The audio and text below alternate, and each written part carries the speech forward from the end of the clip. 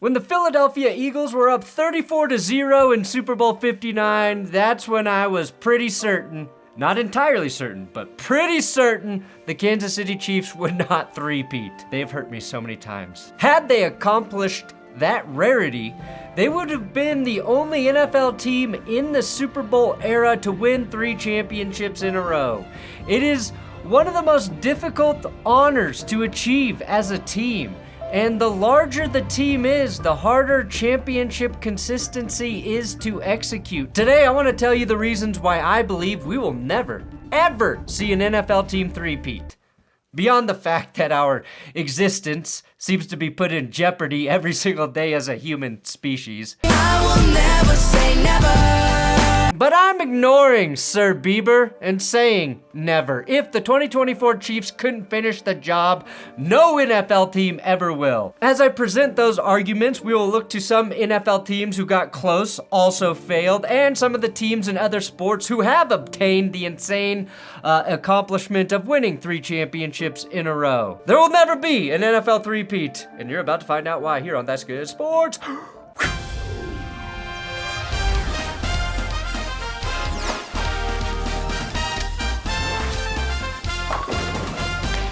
Today's episode is sponsored by Element. Element is a zero-sugar electrolyte drink mix and sparkling water aimed at helping you stay hydrated and hitting optimal sodium levels.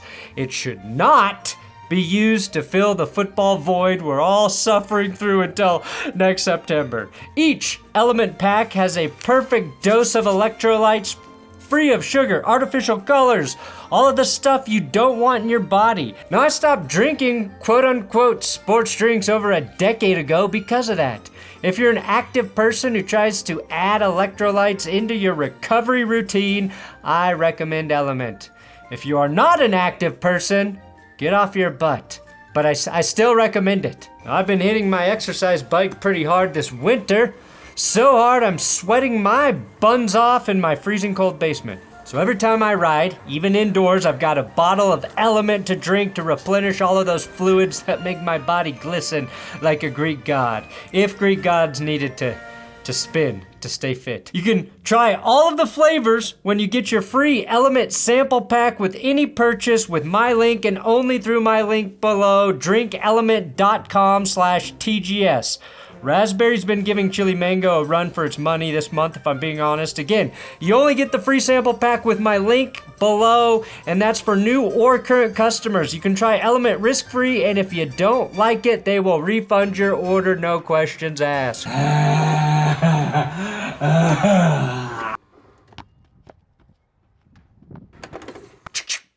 I was joking when I said I think we can hit 710,000 subs by the end of the week, but we are on pace to do it if you want to subscribe here. I need to be popular. There have been several pro-American sports teams that have three-peated.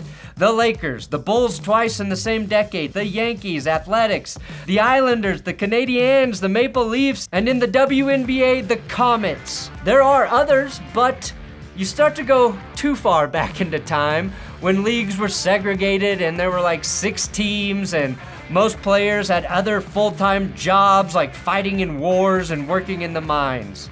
We should credit the Green Bay Packers who won the first 2 Super Bowls plus the championship the year before the Super Bowl was invented. We need to focus more on recent history because of how all of the sports leagues have changed. Between free agency, the draft, salary caps, now NIL deals, medical advancements, looking at the 65 to 67 Packers doesn't translate into how modern teams are constructed. I mean, hell, the Lakers' first three-peat occurred when they were in Minneapolis and were around, fucking lakes. Shout out to the movie Basketball as the only reason I know that. The Minneapolis Lakers moved to Los Angeles, where there are no lakes. Oh, one of Britney's mom's pubic hairs. Oh, God. Now, Pat Riley trademarked the phrase three-peat in 1988, which was ultimately a curse for his Lakers as they failed to accomplish that peat in 1989. The Chiefs were so close to doing it, the NFL had an agreement with Pat Riley that would have paid him over $1 million to use the phrase three-peat. And if I play my cards right, one day the NFL will agree to pay me $1 million for the rights to the phrase big dick player. Knowing my luck, that player will lose his big dickedness and then the NFL won't need to use the phrase. Not only has no NFL team pulled off the three-peat, the Chiefs were the first back-to-back Super Bowl champions to even make it back to a third consecutive Super Bowl. Before this, the closest we really got to an NFL three-peat was the San Francisco 49ers, who beat Cincinnati in 1988, demolished Denver in 89, and fell by a single point to the Giants at home in the NFC Championship game in January of 91.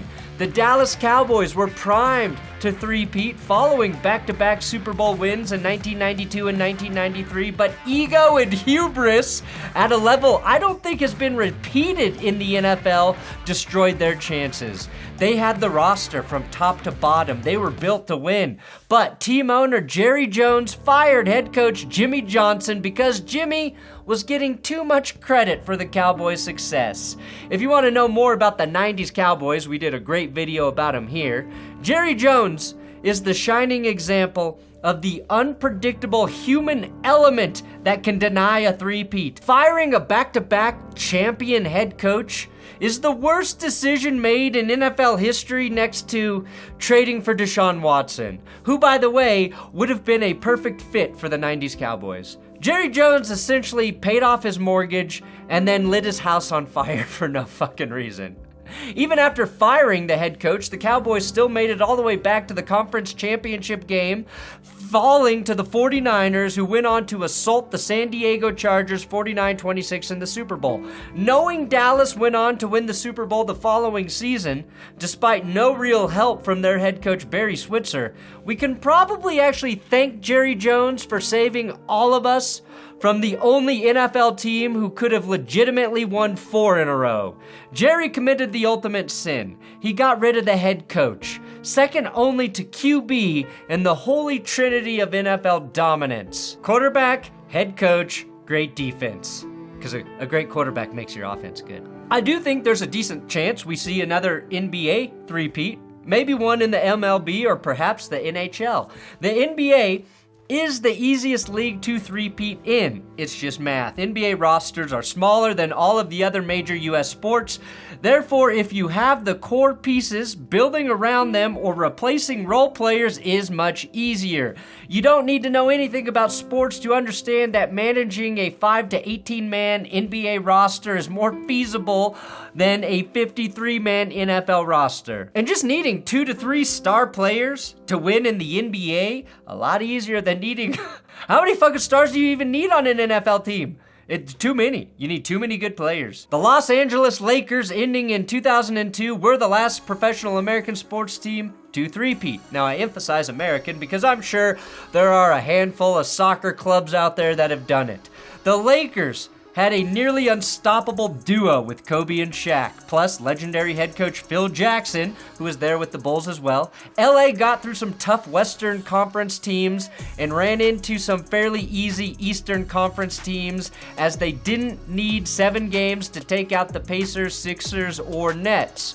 Another factor that was pretty important: they got some of the most favorable whistles of all time in a must-win Game 6 against the Sacramento Kings in the 2002 Western Conference Finals. Very suspicious, to say the least. And without that, they don't get a chance to three-peat. But they did, and that's exactly the kind of luck or dark magic required to pull it off. Even as the Chiefs powered through the 2024 NFL season, some favorable whistles became part of their story, and in the Super Bowl, they got the exact opposite of that, and it rendered them useless. The 1990s Bulls three-peated twice, and you really don't have to think too hard about why it happened. They had Michael fucking Jordan. And if Michael fucking Jordan didn't take a year off to experiment with baseball in the middle of his prime, there's a great chance they could have won 4 in a row, or at least gotten past the Knicks to play the Rockets in 1994. But there's a common thread with the Lakers, Bulls, and even the Yankees that makes three-peating in basketball and baseball more common. There's not the randomness of the one-game playoffs. The better team usually wins in a 5 or 7 game series, and anything can happen in the NFC title game between the juggernaut 49ers and the underdog Giants. And Montana's still on his hands and knees. The Jacksonville Jaguars can shock the heavily favored Denver Broncos. The Jacksonville Jaguars can upset the Pittsburgh Steelers. The Buffalo Bills can score a game-winning touchdown with just 13 seconds left on the clock and still lose to the Chiefs. Which takes us to the obvious thing about the NFL, right? It is the only championship determined by a single game. That means the better team can lose a lot more easily simply based on the fact that they didn't play well that day. The Chiefs weren't a better team than the Eagles, but they also played their worst game of the entire season. Patrick Mahomes, the NFL's best quarterback since he entered the league, quite literally had the worst passing performance of his career in the first half of Super Bowl 59. And no chance to rectify that in a game 2. It's why the Super Bowl is more popular than all of those other championship series. We love do-or-die moments. The Lakers lost 2 games to the Pacers in 2000, their first game to the 76ers in 2001, which in the NFL would mean no three-peat, and they did sweep the Nets in 2002. Let's talk about the Yankees. I brought up New York, and they had an advantage in pulling off a three-peat that no NFL team will ever have. They won from 98 to 2000 and came within a Luis Gonzalez single from actually winning 4 years in a row. The Yankees drafted really well, obviously, when you consider Derek Jeter and Mariano Rivera, just to name a couple homegrown players. But they also had the second highest payroll in 1998, the highest payroll in 1999, and once again, the highest payroll in the year 2000. They were outspending everyone, and this was before the Moneyball philosophy became the standard in Major League Baseball. And throwing cash around was still the biggest competitive advantage you can get. Once again, though, that's become a huge cheat code in the MLB, and I wouldn't be surprised to see the Dodgers threaten to three-peat by the end of the 2026 season. NFL teams figure out salary cap loopholes and do all sorts of creative shit to fudge the numbers in their favor, but one team will never be able to simply pay all of the players it wants more money like they can do in baseball. The NBA has a salary cap, but if you have 2 all-time players like Shaq and Kobe, or a big 3, you have a legit chance to win a championship every single year. In the NFL, you can be competitive every season with an elite quarterback, but like we just watched with Josh Allen, if your defense is flawed, you're fucked. You have to have impact players to fill out 22 starting roster spots on offense and defense, and you need legit depth for when some of your best players inevitably get hurt. And I haven't even mentioned special teams and fucking kickers. How many kickers have cost their team a chance to get to the Super Bowl? Plenty. The New England Patriots were the last back-to-back Super Bowl winners in the NFL before the recent run by the Kansas City Chiefs.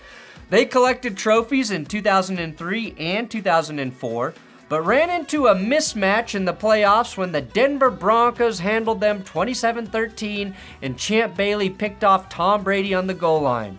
Robert Kraft was smart enough to not fire Bill Belichick, and I can't imagine Bill being easier to work with than Jimmy Johnson. The only way they're at their best is if you're stroking every one of them. And I said, Coach, I'm coming. The Patriots had a pretty healthy roster. All their key guys were out there, starting with quarterback Tom Brady, running back Corey Dillon, who actually rushed for 278 yards against the Broncos in the year 2000.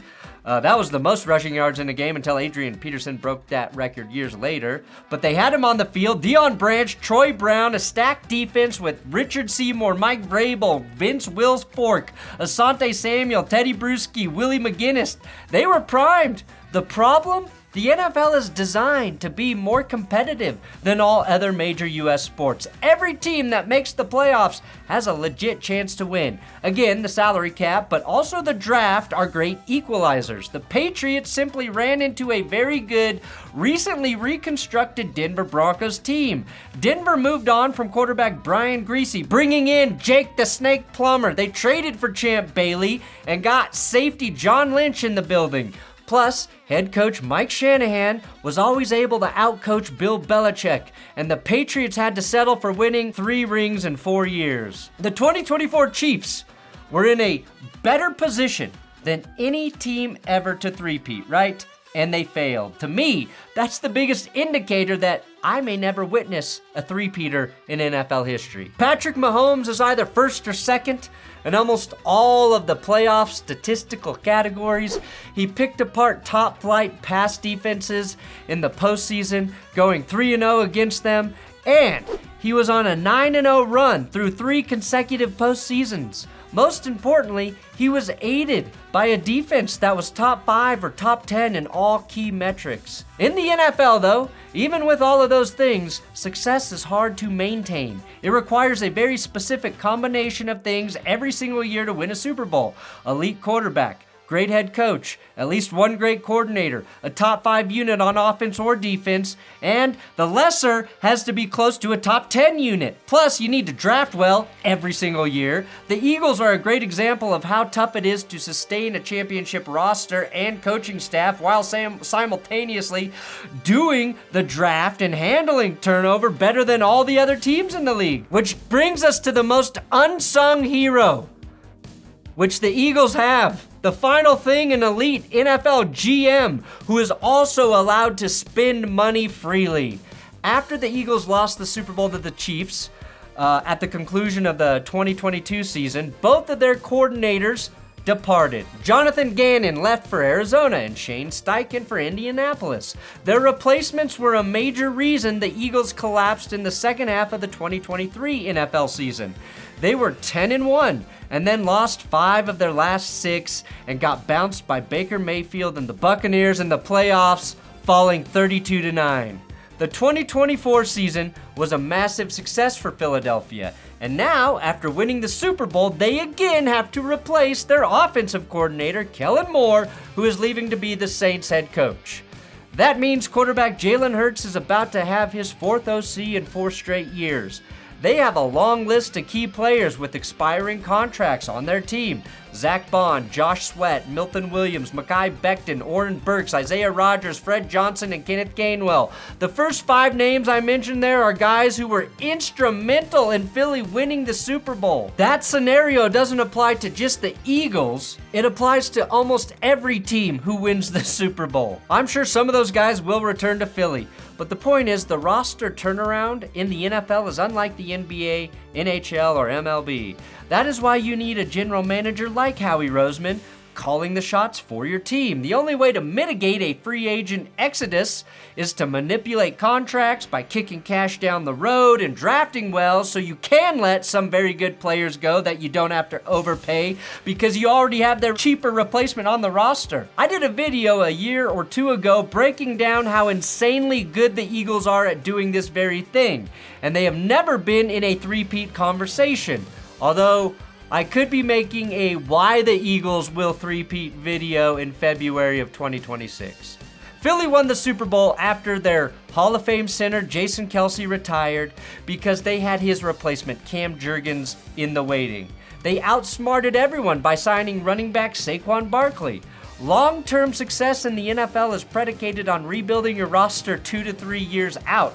And I am sure they are already eyeing how to replace Saquon in 2 years. The ultimate equalizer in stopping NFL three-peats, though, is injury. Both the Eagles and Chiefs were as healthy as a team can be heading into the big game. The Chiefs dealt with key injuries through the course of the 2024 regular season, and despite not having their top running back and their top 2 projected receivers, they kept winning close games. And then they got Hollywood Brown and Isaiah Pacheco back into the lineup at the end of the season. Running back Kareem Hunt, who they picked up to fill in for Pacheco, was also playing well. They were healthy, and they still got their asses rocked worse than Drake in the Kendrick Bowl. Like the Patriots, they ran into their mismatch.